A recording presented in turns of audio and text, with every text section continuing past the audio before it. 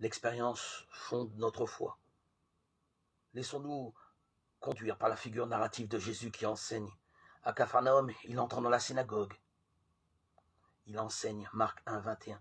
Un peu plus loin, c'est au bord de la mer qu'il enseigne. Toute la foule venait à lui et il les enseignait, Marc 2, 13. Mais dans l'un et l'autre cas, le texte ne précise jamais ce que Jésus enseigne. L'activité de Jésus est appelée enseignement, Marc 1, 22, 27. Mais l'objet de cet enseignement n'est pas explicite.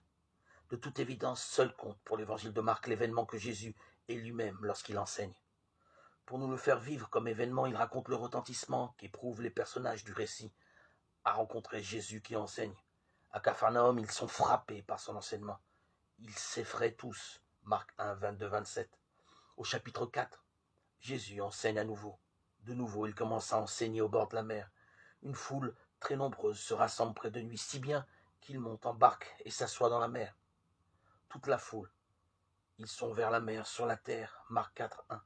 Surprenante mise en situation pour un évangile qui se caractérise habituellement par sa concision. En fait, le récit prend le temps de camper l'événement que Jésus est lui-même en enseignant. Après seulement, il indique ce que Jésus dit en enseignant. Il leur enseigne en parabole beaucoup de choses, Marc 4, 2. La règle aurait-elle changé? En apparence seulement, car jamais le texte ne dira explicitement les choses que Jésus enseigne en racontant.